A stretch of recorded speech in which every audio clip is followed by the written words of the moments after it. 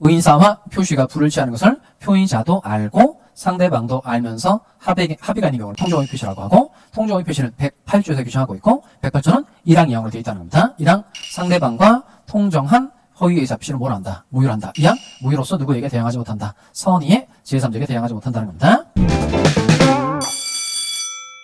두 번째로 준비한 내용은 뭐냐면, 이게 민법 총칙 파트에서 사례 문제 제가 고른 것 중에 제일 많이 나왔던 사례. 자, 이게 뭐냐면, 이게 실제 이런 일이 많이 생겨요. 예를 들어서 이거 해봅시다. 내용 들어가는 거예요. 내용 들어가는 거.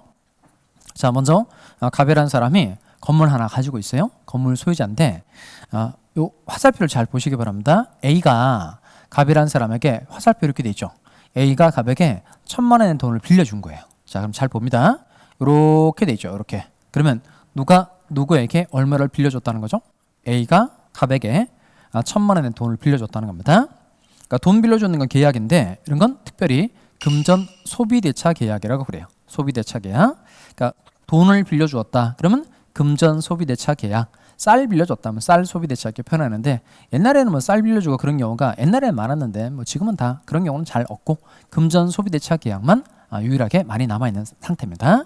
그러면 요 A는 돈을 빌려준 사람이니까 A는 이름이 뭘까요? 돈 빌려준 사람. 이건 대주라 그래요. 대주. 돈을 대준 사람이다. 이렇게 이해하시면 되겠어요. 돈 대준 사람이다. 대주. 그 다음에 갑은 돈을 빌린 사람이니까 뭐라 그럴까요? 차주. 그 다음 갑이 월세 받고 건물을 빌려준 거예요. 그럼 건물 빌려준 사람 뭐라 그러죠? 집주인 말고, 집주인은 그냥 시험에 안 나오잖아요. 그러니까 일상적인 용어고, 건물 빌려준 사람은 임대인. 건물을 빌려서 쓰는 사람 뭐라 그러죠? 뭐 세입자도 뭐 맞기는 한데, 세입자는 이것도 시험에 안 나오는 표현이고 임차인이라고 표현합니다. 임대인, 임차인. 그러니까 우리 일상생활에서는 집주인, 그다음 세입자 이렇게 말하지만 이제 민법적으로는 임대인, 임차인 이렇게 표현합니다. 하여튼 물건 빌려준 사람이 대주, 임대인. 물건 빌린 사람이 차주, 그다음에 임차인 이렇게 표현한다는 겁니다. 자, 그다음에 요 A라는 사람은 갑에게 1,000만 원의 돈을 빌려줬으니까 돈 1,000만 원을 기준으로 하면 A라는 사람은 돈을 받을 권리가 있는 사람이죠. 그럼 A와 같은 사람은 요 채권 가지고 있는 사람이기 때문에 A는 채권자라고 그래요. 채권자. 그 다음 갑은 돈을 갚을 의무가 있는 사람이니까 이 사람 뭐라 그럴까요? 채무자. 채권자, 채무자. 그러니까 여기까지 쉽게 따라왔죠. 그러면 이때 갑이 돈을 갚아야 됨에도 불구하고 얘가 돈을 안 갚는 거예요. 그러니까 돈을 갚아야 될 시기가 변제기 또는 이행기 이렇게 표현하는데, 돈을 갚아야 되는 날짜가 왔음에도 불구하고 갑이 돈을 갚지 않는 겁니다. 그러면 A는 갑을 상대로 재판할 수 있죠. 재판, 대여금 지급 청구 소송을 할 수 있어요. 대여금 지급 청구 소송을 하고 판결 얻고 난 다음에 갑의 건물에 대해서 경매 청구할 수 있죠. 그럼 이 경매 절차 쭉 진행이 돼서 이 건물을 다른 사람이 1억 원의 경락을 받게 된 겁니다. 그러면 경락받은 사람은 그냥 경락대금을 완납하면 소유권 취득하는 겁니다. 그럼 경락대금 중에서 A는 자기 채권의 만족을 얻을 수 있어요. 자, 그럼 여기서 이제 하고 싶은 얘기는 뭐냐면, 그럼 채권자가 경매 청구를 해서 경락이 되면 자기 채권의 만족을 얻을 수 있다는 거예요. 자, 근데 이 채무자가 채권자의 경매 청구를 피하기 위해서, 강제 집행을 피하기 위해서 이 재산을 빼돌리는 일이 많다는 거예요. 채권자의 강제 집행을 회피하기 위해서 채무자 이 재산을 빼돌리는 행위에 대한 게 시험 문제 잘 나오죠. 판례도 많고. 그래서 요에 관한 내용을 좀 정리를 해 드릴 생각입니다. 자, 그럼 잘 따라와 보세요. A가 갑을 상대로 경매 청구를 하려고 하니까 갑이 강제 집행을 피하려고, 경매 피하려고 갑이라는 사람이 자기 친구 을과 매매한 것처럼 짜자라고 얘기를 한 겁니다. 그리고 을이 좋다 이렇게 얘기를 한 거예요. 이걸 가장매매라고 얘기합니다. 가장매매. 그러니까 매매한 것처럼 짰다는 뜻이에요. 그럼 실제로 이 갑이라는 사람의 을과 그 가장매매는 진짜 계약서 쓸까요? 안 쓸까요? 써요. 왜냐면 이게 등기까지 다 가야 되니까 계약서 다 씁니다. 여러분 가라란 말 알죠? 가짜 얘기는 하지만 계약서 다 씁니다. 계약서 쓰고 이제 건물 매매 계약서 다 쓰는 겁니다. 그 다음에 을 앞으로 소유권 이전 등기가 됐죠. 소유권 이전 등기까지 가는 겁니다. 그러면 요 가장 매매를 기준으로 하면 갑은 가짜로 의사를 표시한 사람이니까 이 사람 이름 뭘까요? 의사 표시한 사람을 특별히 이걸 표의자라 그래요. 표의자. 의사를 표시한 사람이라고 해서 표의자 이렇게 말합니다. 그다음 을은 이제 요 갑의 의사 표시를 받아준 사람이니까 을은 상대방에게 표현합니다. 갑은 허위 표시를 한 사람, 비정상적인 의사표시를 한 사람이니까 갑의 이름은 표의자, 을의 이름은 상대방에게 부릅니다. 그리고 요 매매계약서 작성해서 갑하고 을이 어디 갈까요? 등기소 가죠. 등기소. 등기소. 물론 법무사 시키면 되긴 하죠. 근데 갑하고 을이 등기소에 가서 이제 소유권 이전 등기 신청을 해서 이제 일정한 절차를 다 거친 겁니다. 그래서 을 앞으로 소유권 이전 등기가 된 거예요. 자, 그러면 다시 요 갑은 A의 경매 청구를 피하기 위해서 자기 친구 을과 매매한 것처럼 짜고 계약서를 가라로 꾸며서 등기소에 간 다음에 을 앞으로 등기가 됐다 이거예요. 자, 여기까지 이해되죠? 자, 그러면 등기부 정리를 먼저 한번 해보고 갑시다. 등기부 정리. 그럼 먼저 건물 등기부를 열어보면 맨 처음에 그 표제부라고 있어요. 건물의 종류, 구조, 면적, 지번 같은 거 쭉 적혀져 있는 거. 그다음에 철근, 콘크리트고 그다음 면적이 어떻게 되는지 다 표시가 된 그게 표제부라는 거예요. 그다음에 갑구라고 해서 갑구는 소유권에 관한 내용을 적고요. 그다음에 을구는 소유권 이외의 권리에 관한 내용을 적어요. 그러면 먼저 갑이라는 사람이 건물 신축했으니까 이 사람이 제일 먼저 1번이라고 해서 소유권 보존등기가 되어 있을 거예요. 소유권 보존등기 1번. 그다음에 이제 매매 계약을 원인으로 해서 을에게 소유권 이전등기 이게 2번이에요. 이런 걸 순위 번호라 그래요. 1번 갑이 신축을 원인으로 소유권 보존등기를 하였다. 그다음에 2번 매매 계약을 원인으로 을 앞으로 소유권 이전등기가 되어 있다는 겁니다. 자, 그러면 등기 원인란을 보면 뭐로 되어 있을까요? 매매로 되어 있죠. 매매로 되어 있고 현재 소유자로 기록되어 있는 사람은 누구예요? 을. 자, 첫 번째 질문. 여긴 질문이 엄청 많으니까 다 틀려도 되긴데요. 그런데 꼭 말로 한번 해보시기 바랍니다. 자, 첫 번째 질문. 그럼 을은 건물에 관해서 소유권을 취득할 수 있다 없다? 골랐어요? 을은 소유권을 취득할 수 있어요 없어요? 할 수 있다 없다? 없어요. 등기가 넘어갔잖아요. 그래서 소유권 취득하지 않습니다. 이게 그 등기가 을 앞으로 되어 있다고 해서 소유권 취득할 수 있다고 생각하면 큰 오산이에요. 그럼 문제를 자꾸 틀리게 돼요. 자, 이게 소유권 취득을 하려면 두 가지가 있어야 돼요. 두 가지. 그러니까 정확하게는 물건행인데 매매 계약이니까 조금 이제 쉽게 제가 표현해 드리도록 하겠어요. 그러면 이게 소유권을 취득하려면 첫 번째 매매 계약이 유효해야 되고 두 번째 등기가 제대로 돼야 돼요. 그러니까 등기가 제대로 돼야 된다는 건 형식적 유효 요건하고 실질적 유효 요건을 다 제대로 갖춰야 한다는 뜻인 겁니다. 결국 매매 계약이 유효하고 등기도 제대로 돼야 돼요. 여기는 보니까 그 등기가 을 앞으로 되어 있는 건 맞죠. 근데 을이 소유권 취득할 수가 없어요. 왜 소유권 취득할 수가 없을까요? 자, 이것 때문에 그래요. 그러니까 이 매매 계약은 정상적인 매매 계약이다 아니다? 아니죠. 그러니까 이 매매 계약은 이게 가장 매매라는 거예요. 가장 매매. 자, 그래서 이 통정오의 표시에 대해서 규정하고 있는 조문이 있어요. 이게 108조입니다. 108조. 뭐 찾을 필요는 없어요. 또 뭐 이렇게 강의 듣다가 이렇게 뭐 또 찾는 신용하지 마시고 수업할 때도 많이 얘기하거든요. 자, 이 통정오의 표시에 대해서 규정하고 있는 조문은 몇 조예요? 108조입니다. 그럼 사람들이 막 저를 쳐다보고 있다가 막 그 책에 뭐 이렇게 찾아요. 사실은 이렇게 찾지도 못하면서 이렇게 본단 말이에요. 그래서 저는 찾지 마시고 계속 저를 보세요 이렇게 얘기하는데 조문 제가 다 읊어드려요. 조문 제가 다 읊어드립니다. 자, 108조 통정오의 표시라고 되어 있고요. 얘는 1항 2항으로 되어 있어요. 자, 먼저 1항 상대방과 통정한 허위의 의사표시는 무효로 한다. 이렇게 되어 있어요. 다시 상대방과 통정한 허위의 의사표시는 뭘 한다? 무효로 한다. 그러면 이 매매 계약이 무효라는 거예요. 무효. 아까 제가 무효 조금 설명해 드렸죠. 무효는 뜻이 뭐죠? 처음부터 아무런 효력이 생기지 않는 것. 그러면 요 매매 계약서를 가라라 꾸미고 소유권 넘겨주고 돈 지급하는 것처럼 계약서를 암만 꾸며도 이 매매 계약은 아무런 효력이 없다는 거예요. 그러니까 이 매매 계약 자체가 유효이다, 무효이다. 무효.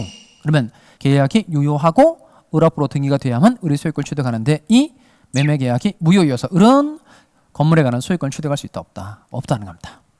자, 첫 번째 질문. 을은 소유권 취득할 수 있다, 없다? 없다. 왜 소유권 취득할 수 없다고요? 이 매매 계약이 뭐이므로? 무효이므로. 매매 계약이 무효이므로. 자, 첫 번째 질문 이제 잘 통과하셨나요? 자, 두 번째 질문. 이게 문제 내기 좋아요. 문제 내기도 좋고 실전에도 판례가 많으니까 이게 시험에 계속 나는 이유가 별도로 따로 있단 말이에요. 자, 두 번째 질문 드려보도록 하겠습니다. 자, 이번엔 갑이라는 사람은 이제 을과 체결한 계약이 무효잖아요. 그러면 갑은 내가 너랑 체결한 계약이 무효니까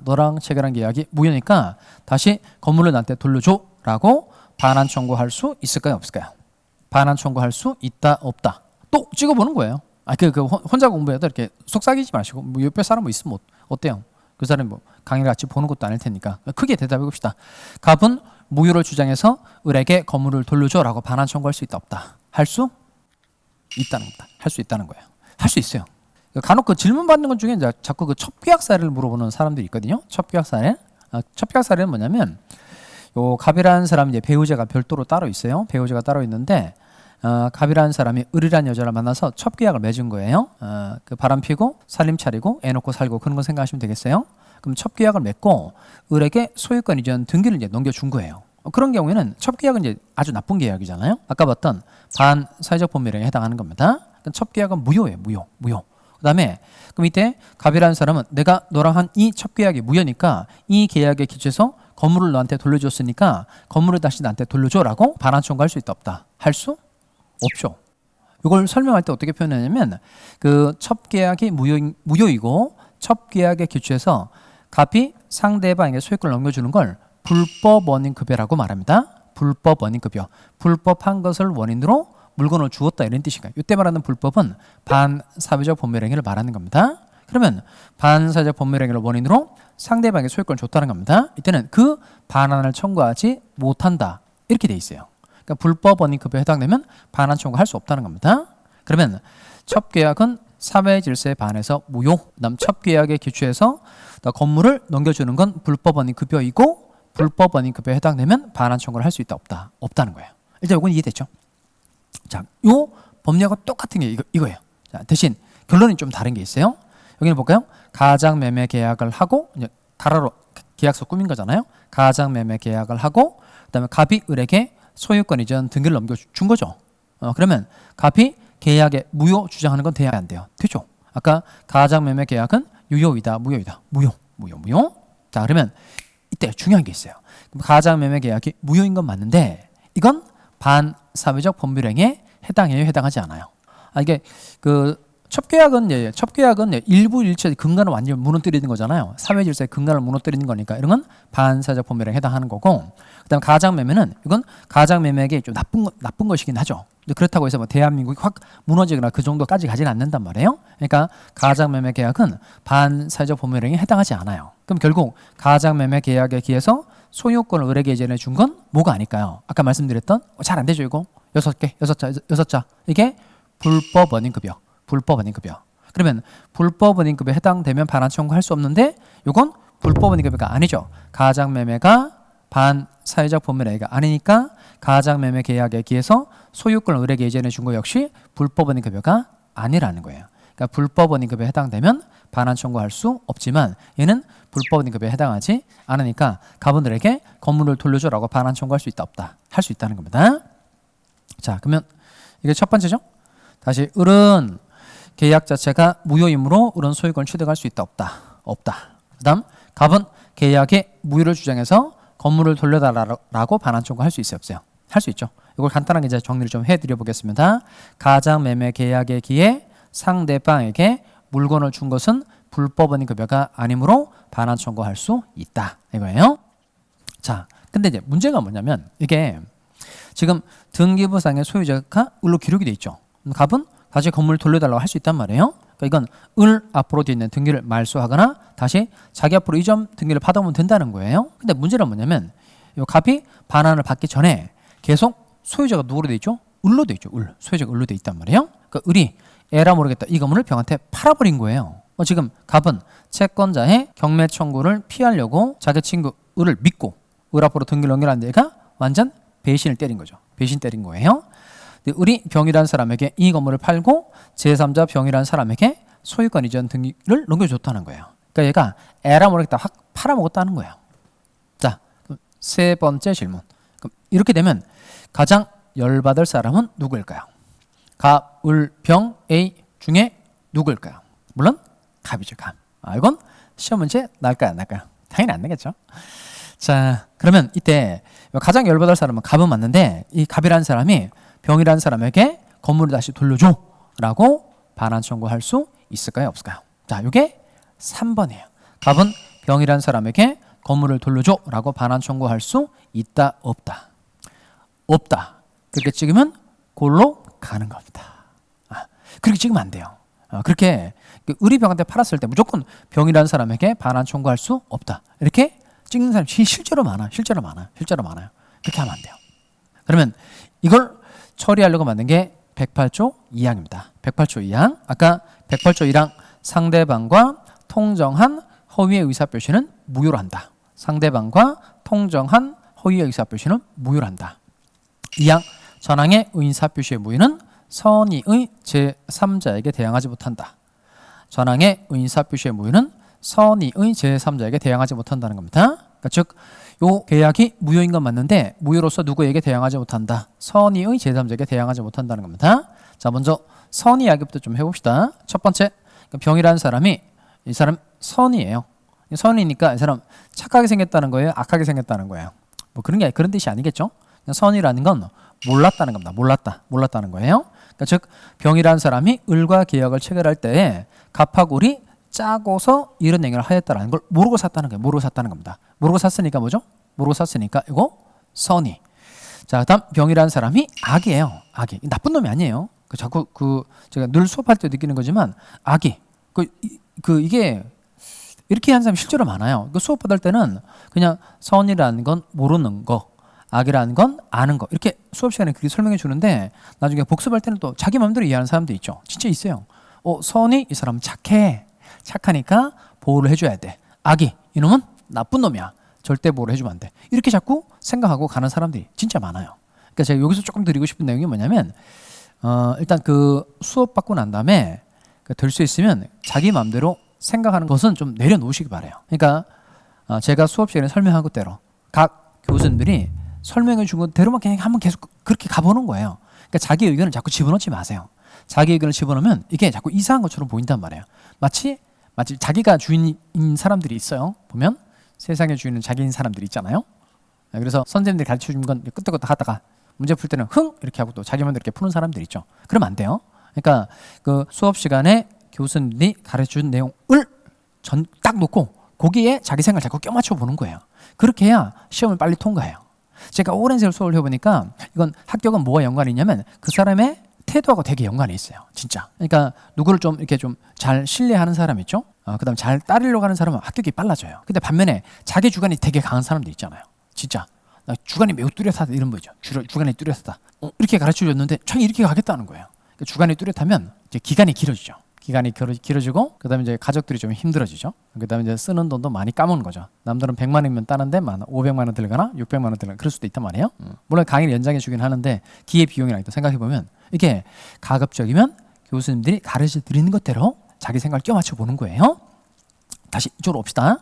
자, 그러면 병이라는 사람이 을과 계약을 체결할 때 갑하고를 짰다는 걸 모르고 샀다. 이게 선이, 알고 샀다. 이게 악이. 그러면 108조 2항이 요 전항의 의인사 표시의 무효는 누구에게 대항하지 못한다. 선의의 제3자에게 대항하지 못한다는 겁니다.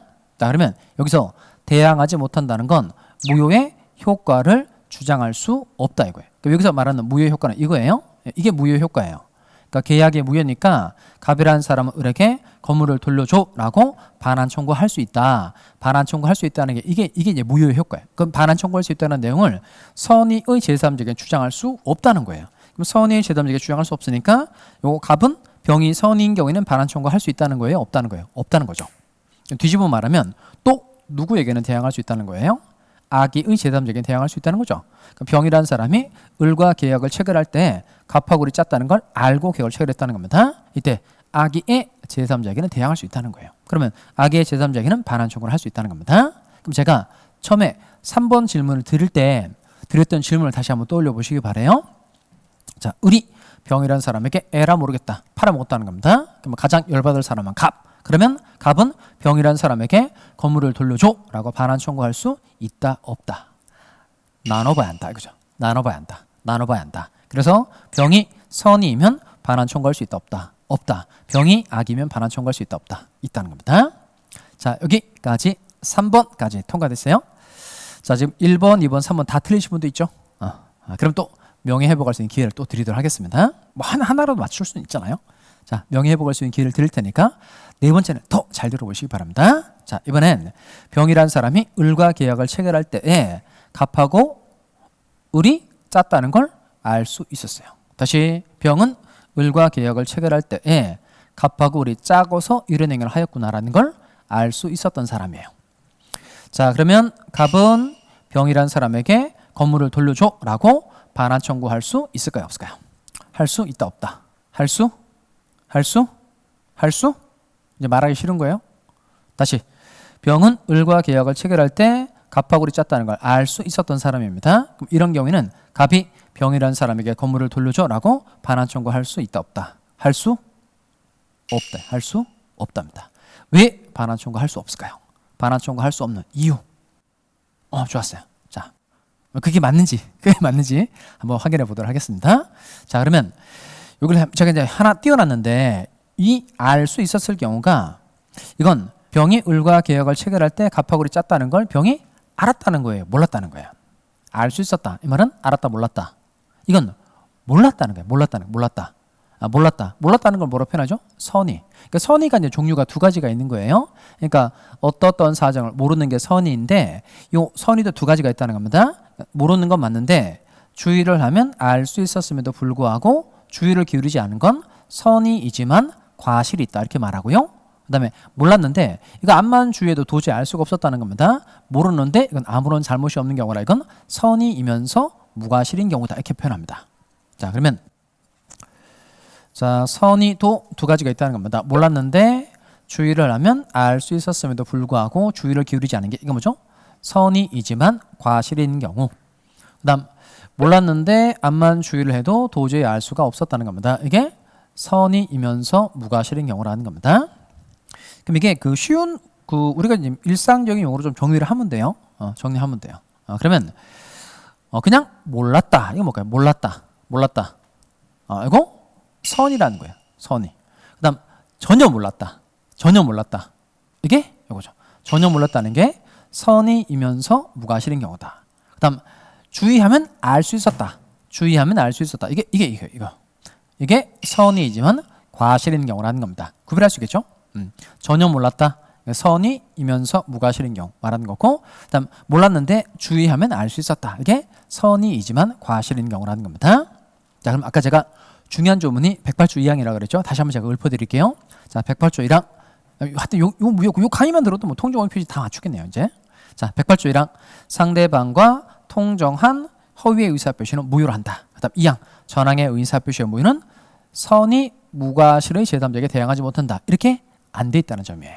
다시 108조 2항이 전항의 의사표시의 무효는 선의의 제3자에게 대항하지 못한다. 이렇게 돼 있다는 거예요. 그냥 선의만 나온다는 거예요. 그냥 선의만. 여기서 알 수 있는 내용 잘 볼까요? 이렇게 제3자로 보호받기 위해서는 그냥 모이면 족하고 선의면 족하고 무과실까지는 필요하다, 필요 없다, 필요 없다는 거예요. 다시 선의면 족하고 무과실까지는 필요 없다 이겁니다. 필요 없다는 거예요. 자, 그러면 요 무과실까지는 필요 없다 그랬으니까 제3자가 모이기만 하면 선의이기만 하면 설사 뭐가 있어도 과실이 있어도 보호를 해준다는 거예요. 그러면 병이 선의이기만 하면 좀 주의하면 알 수 있었는데 주의를 기울이지 않아도 병을 보호해 준다는 거예요. 그럼 병을 보호해 준다. 이 말이 뭘까요? 병이 소유권 취득한다는 거예요. 그러니까 병이 소유권 취득하니까 갑은 병이라는 사람에게 건물을 돌려줘 라고 반환 청구할 수 있다 없다? 없다는 거예요. 이해되죠? 자, 그러면 이때 병이라는 사람이 이 경우에는 보호되니까 소유권 취득하는 거예요.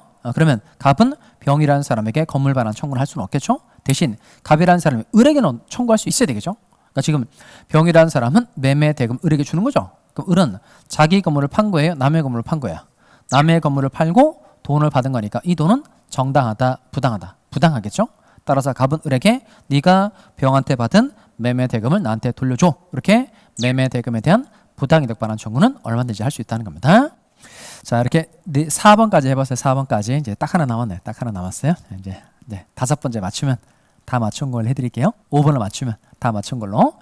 자, 이번엔 이제 병이 선의인데 또 하나 중요한 게 이 제3자의 선의는 이게 실전에 가면 이 사람이 알았는지 몰랐는지 실제 알기 어려워요. 그러니까 이건 추정 문제가 생겨요. 왜냐하면 병이라는 사람이 을과 계약을 할 때 갑하고를 짰다는 걸 병이 알았는지 몰랐는지 이게 이 사람 마음속 안에 들어가 있는 거잖아요. 그럼 뭐 이렇게 쪼개가지고 열어볼 수도 없고. 그러니까 일단 이게 확률 문제. 그러니까 병이라는 사람이 보통 이제 을과 계약을 할 때 만약에 을과 병이 되게 뭐 잘 아는 사이고 뭐 그간 이렇게 잘 친한 사이고 계약이 이루어진 경위를 잘 알았다. 그럼 이제 병이라는 사람이 악인 게 많잖아요. 근데 그런 경우보다는 잘 모르는 사람의 확률이 되게 많다는 거예요. 그러니까 보통 일반적으로 병이라는 사람이 을과 계약을 할 때 갑과 을이 짰다는 걸 알고 살 확률이 많다, 모르고 살 확률이 많다. 모르고 살 확률이 많다는 거예요. 그래서 제3자는 일단 선인 것으로 추정해 준다는 거예요. 선인 것으로 추정해 줘요. 그래서 병 스스로는 자기가 선이었다라는 걸 입증할 필요가 없어요. 그러니까 누가 입증해야 될까요? 갑이에요. 그러니까 소유권을 되찾아가지고 오르가는 갑 쪽에서 병이 악의입니다라는 걸 입증해 줘야 된다는 겁니다. 이건 부수에서 좀 알아두시면 되겠어요. 제3자의 선의는 추정된다. 자, 그다음 이번엔 병이라는 애가 또 잘 보시기 바랍니다. 이거 중요해요. 자, 병이라는 사람이 전과 또 매매 계약을 체결한 거예요. 전매는 이제 다시 매매 계약을 하였을 때 전매 계약이라고 말합니다. 그러면 아까 상대방으로부터 새로운 이해 관계를 맺은 병의 이름 뭐였었죠? 얘는 제3자. 그리고 제3자로부터 또 소유권을 또 취득한 정은 뭐라고 부를까요? 또 소유권 취득한 사람, 또 소유권 취득한 사람. 이 사람 전득자라고 해요. 전득자. 이 전자가 앞전자가 아니고요. 구를 전자입니다. 구를 전자. 이렇게 돼 있어요. 구를 전자. 다시 이런 뜻이에요. 다시 소유권을 득한 사람이라는 겁니다. 자, 그러면 전매 계약을 체결하고 정 앞으로 소유권 이전 등기가 됐어요. 그다음 잘 봅니다. 정은 얘는 악이었었어요. 악이 나쁜 놈이 아니죠. 나쁜 놈이 아니고 알았다는 겁니다. 알았다. 뭘 알았다는 거죠? 가장 매매 사실. 잘 보면 정은 병과 전매 계약을 체결할 때 갑하고 을이 짰다는 걸 알고 샀다는 겁니다. 알고 샀다는 겁니다. 악이. 그러면 이 경우에 갑이 이 악의 정에게 건물을 돌려줘라고 반환 청구할 수 있겠느냐? 힌트. 아까 108조 2항 상대방과 통정한 허위의 의사표시를 무효한다. 2항이 뭐 있었죠? 전항의 의사표시의 무효는 선의의 제3자에게 대항하지 못한다. 선의의 제3자에게 대항하지 못한다는 겁니다. 선의의 제3자에게 대항하지 못한다. 근데 지금 전득자 정이 악이에요.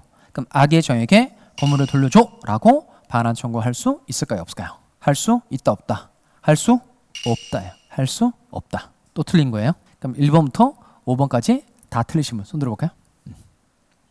하나는 맞았겠죠. 자, 그러면 이때는 또 반환 청구할 수 없는 이유가 있어요. 그럼 잘 보시면 얘는 포인트가 뭐냐면 병이 선이라는 점을 잘 봐야 돼요. 병이 선이. 그러니까 병이 선이란 말이에요. 병이 선이면 병이 소유권 취득하죠. 병 소유권 취득하잖아요. 그러면 병에게 소유권이라는 권리가 있으니까 그 뒤에 있는 사람은 앞 사람이 소유권 있는 사람이니까 뒤에 있는 사람은 다 소유권 취득한다는 거예요. 이렇게 제3자가 선이어서 보호를 받으면 그 뒤에 있는 사람은 다 보호를 해준다. 이걸 법칙 중에서 이렇게 표현합니다. 이걸 엄폐물의 법칙이라 그래요. 엄폐물의 법칙. 자, 뭐 남자분들 군대 갔다 오신 분들 잘 알죠. 요 바위 뒤에 이렇게 숨어 있어요. 바위 뒤에 이렇게 숨어 있다는 겁니다. 총알을 이렇게 요 바위 맞고 이 사람 뒤에 있는 사람 살 수 있잖아요. 이렇게 보호받는 자 뒤에 있으면 다 보호가 된다. 이걸 엄폐물의 법칙이라고 얘기합니다. 그럼 다시 제3자가 선이어서 보호가 되면 그 뒤에 권리를 전득한 사람 역시 권리를 보호받을 수 있어요? 없어요? 있죠. 이걸 무슨 법칙이라고 한다는 거예요? 엄폐물의 법칙이라고 한다는 겁니다. 자, 그럼 정리를 해봅시다. 이렇게 의인사와 표시가 불일치하는 것을 표의자도 알고 상대방도 알면서 합의가 있는 경우를 통정의 표시라고 하고, 통정의 표시는 108조에서 규정하고 있고 108조는 1항 2항으로 되어 있다는 겁니다. 1항 상대방과 통정한 허위의 의사표시는 뭘 한다? 무효를 한다. 2항 무효로서 누구에게 대항하지 못한다. 선의의 제3자에게 대항하지 못한다는 겁니다. 자, 그럼 제가 이제 오늘 이제 시간을 내서 이렇게 대표적으로 이제 판례 두 가지를 좀 설명을 해봤잖아요. 자, 이걸 왜 이렇게 했냐면 요 얘기를 좀 마저 잘 들으시기 바라요. 자, 민법이 실제 이제 학개론이 1번부터 40번까지고요. 민법이 41번부터 80번까지예요. 그럼 대부분 사람들은 시험장 가면 학개론을 먼저 풀어요. 1번부터 40번 학개론이니까 학개론 먼저 푼단 말이에요. 자, 근데 학개론을 풀다 보면 민법은 시간이 모자라요. 진짜 모자라요. 그러니까 이 민법 학개론은 뭐 이렇게 그 막힌 시간을 좀 빼면 이게 1차가 100분이거든요. 100분. 그 막힌 시간을 빼면 이제 90분 쓸 수 있는 거잖아요. 그럼 이제 학개론 45, 민법 45 이렇게 하게 되면 민법 문제 많이 못 풀게 돼요. 그러니까 학개론을 좀 빨리 풀어야 돼요. 그러니까 대충 한 40분 안쪽에 끝내줘야 되거든요. 민법은 적어도 한 50분 정도 푸셔야 돼요. 왜냐면 중간에 판례 문제하고 사례 문제가 많이 들어가 있기 때문에 그래요. 자, 그럼 제가 이제 다시 얘기를 드려볼게요. 그러면 요 학개론이 1번부터 40번까지이고 민법이 41번부터 80번까지인데 실제 시험장에 가면 민법을 10개 이상 찍은 사람이 엄청 많아요. 민법을. 그러니까 그 실제 시험장 가면 이거 한 67번, 68번 정도 풀면 감독관이 10분 남았습니다 이렇게 얘기하거든요. 그러면 이렇게 돼요. 이제 얼마 안 남은 거예요. 그럼 이제 뭐 일단 풀어놨던 거 마킹이라도 하고 그러면 시간이 끝나버려요. 그러니까 보통 12개 찍었다, 13개 찍었다, 15개 찍었다 엄청 많아요. 그게 시험장에서 현실이에요. 그렇게 되는 이유를 제가 조금 설명드릴게요. 일단 그 40문제 중에서 5문제는 조문 문제고요. 35개가 판례 문제. 다 이런 판례 문제라는 거예요. 판례 문제. 그러니까 판례 공부를 많이 하는 게 시험 공부에 훨씬 유리해요. 그리고 이 중에 시간을 많이 잡아먹도록 만드는 게 그게 사례 문제인데 사례 문제가 14문제. 보통 14문제예요. 사례 문제를 대충 준비를 잘 해가지고 가지 않으면 사례 문제 하나 푸는데 3분 정도 걸려요. 그러면 사례 하나 푸는데 3분 정도 걸리고 14문제 난다 그랬으니까 사례 문제 푸는데 대충 40분 걸려버리면 그냥 끝장이에요. 끝장. 그러니까 이 사례 문제를 잘 푸는 게 최근 시험 합격에 훨씬 유리하다는 거예요. 그러면 이게 그 사례 문제를 잘 풀려면 책을 많이 읽어서 되는 게 아니에요. 진짜. 책 안 읽어도 돼요. 안 읽어도 돼. 진짜 안 읽어도 돼. 너무 세게 얘기했나? 안 읽어도 돼요. 그러니까 일단 제 강의를 잘 들으셔야 돼요. 강의를 잘 소화하셔야 돼요. 그리고 저를 선택하셨으면 저는 모든 강의 다 가불병으로 나오거든요. 다 가불병이에요. 그래서 개념을 잡고 하나하나 판례 내용을 정리를 해주거든요. 그러니까 제 강의를 들으면 실제 시험에 늘 수업 시간에 배웠던 것들을 시험지에 풀게 되는 느낌이 진짜 들어요. 그러니까 제 수강 후기를 보면 그냥 교수님이 시험 문제 낸 것 같아요. 그런 얘기 많거든요. 근데 제가 하려고 하는 얘기는 이거예요. 그러면 제가 수업 시간에 이렇게 해드리잖아요. 그럼 차근차근 설명을 해드리면 설명 듣고 끝내시면 안 돼요. 진짜 끝내시면 안 되고 꼭 강의를 다시 한번 꼭 다시 들으셔야 돼요. 그러니까 처음에 이제 수업 한번 듣고 한 번 더 끝내시면 안 되고 다시 강의를 다시 한번 듣는 거예요. 그때 이게 지난번에 들을 땐 이게 안 들렸었는데 새롭게 들린다. 이런 부분이 꼭 있어야 돼요. 두 번째 들었는데 똑같다. 그럼 집중력 없이 듣는 거예요. 얘는 들을 때마다 계속 다른 게 들리게 되어 있거든요. 법학은 다 그래요. 법학은. 그러니까 강의를 다시 듣고 꼭 정리를 다시 잘 걸 해보는 겁니다. 그리고 아까 제가 합격서 중요하다 그랬잖아요. 그 합격서에 그림을 꼭 그려볼 것. 진짜 그림. 그러니까 거기도 정리가 잘 돼 있거든요. 이거하고 똑같이 제가 합격서에 만들어 놨잖아요. 그러면 뭐 그림이 똑같네 잘 됐네 이렇게 그치시면 안 돼요. 꼭 이렇게 손으로 그려보세요. 다 화살 표시 이렇게 다 한번 해보시고 법률 관계 당사자 이름 꼭 붙여보세요. 그러면 사례 문제가 재밌고 여러분도 확실하게 정답을 고를 수 있는 능력이 분명히 키워져요. 비교적 짧은 시간이긴 하지만 이 짧은 시간 안에 많은 내용을 좀 여러분에게 전달해 드리고 싶었습니다. 여러분이 이 시험을 준비해서 끝나는 날까지 항상 함께 해드리도록 하겠습니다. 이상 심정욱이었습니다. 감사합니다. 공인중개사 합격! 에듀윌 합격 패스!